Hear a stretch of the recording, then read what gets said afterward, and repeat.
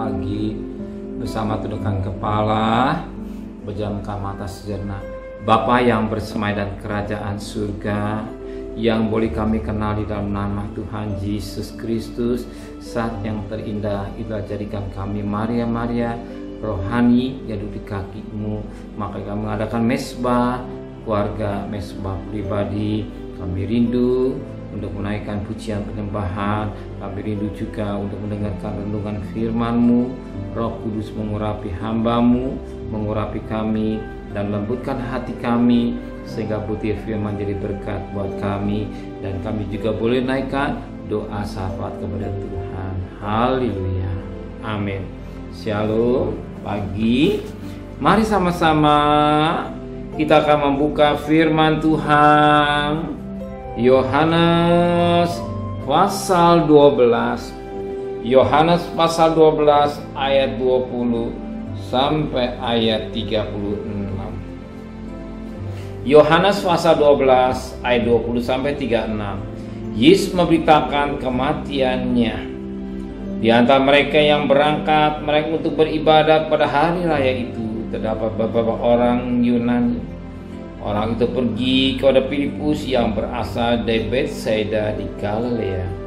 Lalu berkata kepadanya, "Tuan, kami ingin bertemu dengan Yesus." Filipus pergi memberitahukannya kepada Andreas. Andreas dan Filipus menyampaikan pula kepada Yesus.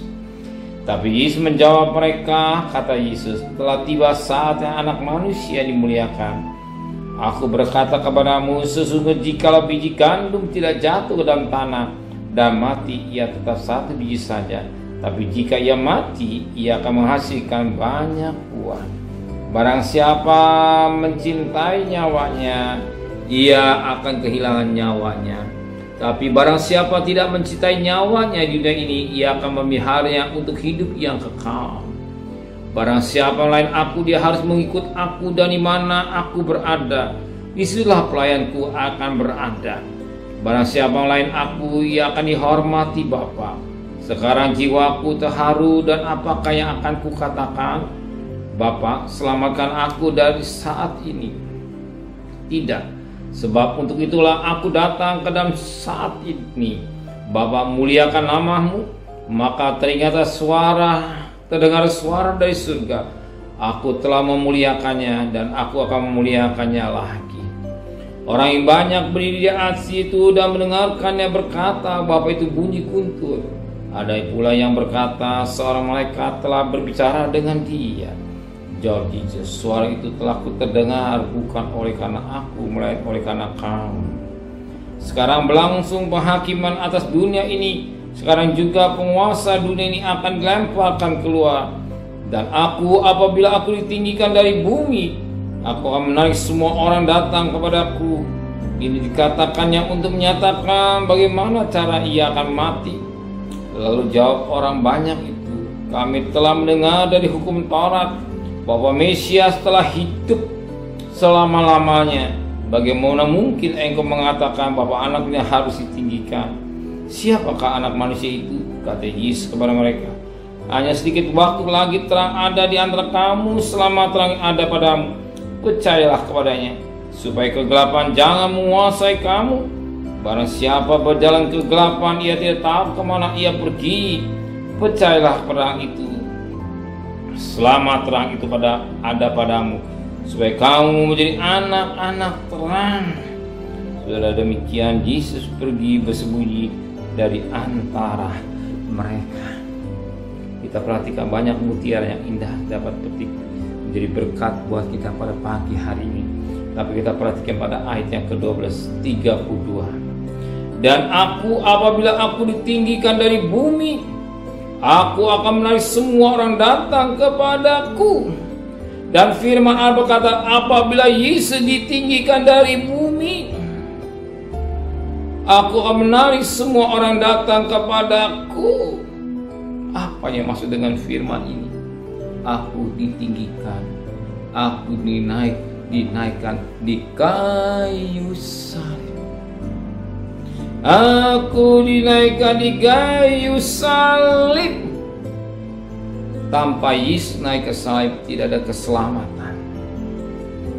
tanpa Yesus naik kayu salib, dengan pengenalan tanpa pengorbanan Yesus, tanpa pertumpahan darah, tidak ada keselamatan.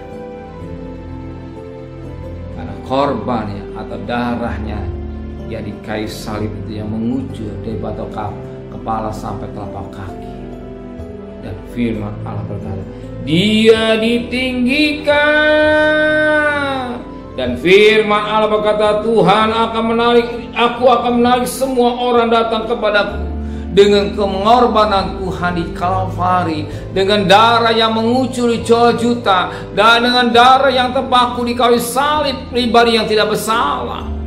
Dan firman Allah berkata, aku akan menarik setiap orang untuk datang dengan pengertian melalui darahnya, melalui kematiannya, melalui korbannya. Dan Alkitab menulis, barang siapa percaya kepadaku boleh hidup yang kekal. Barang siapa percaya pada korban Kristus, barang siapa yang bersalib Kristus, mereka akan diselamatkan. Tanpa ada salib tidak ada keselamatan.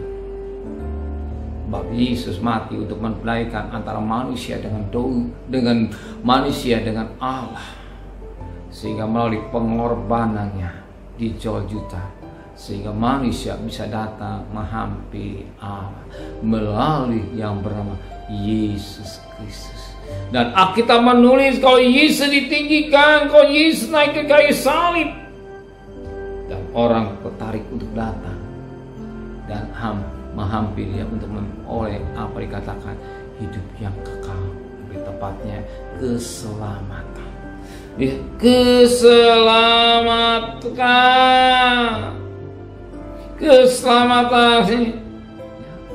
Keselamatan. Jadi tanpa pengorbanan, tanpa darah Yesus tidak ada keselamatan.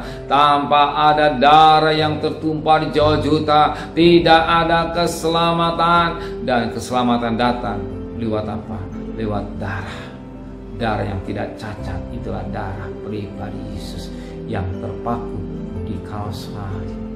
Maka pada pagi hari ini, saudara yang sangat bahagia, saudara yang diberkati Tuhan, karena korbannya, karena cintanya, saudara boleh diselamatkan.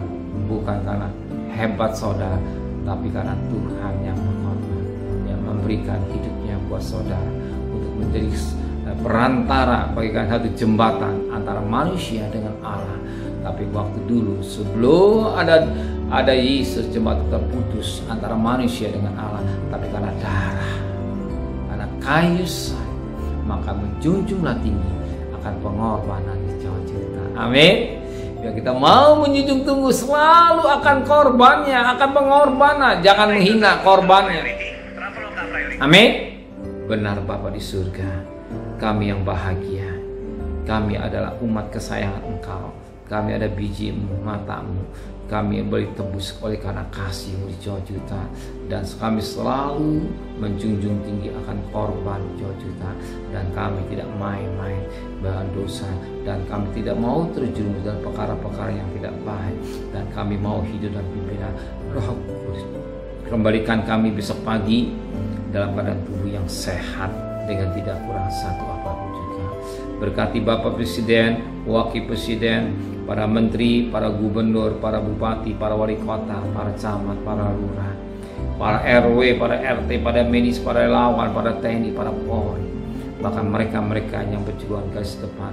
Kau berkati mereka hikmat yang dari surga, pelihara mereka hikmat yang dari Tuhan. Kau berikan pada mereka, pelihara keluarganya. Dan kami percaya pandemi akan berubah jadi endemi. Negara kami tetap diberkati oleh Tuhan.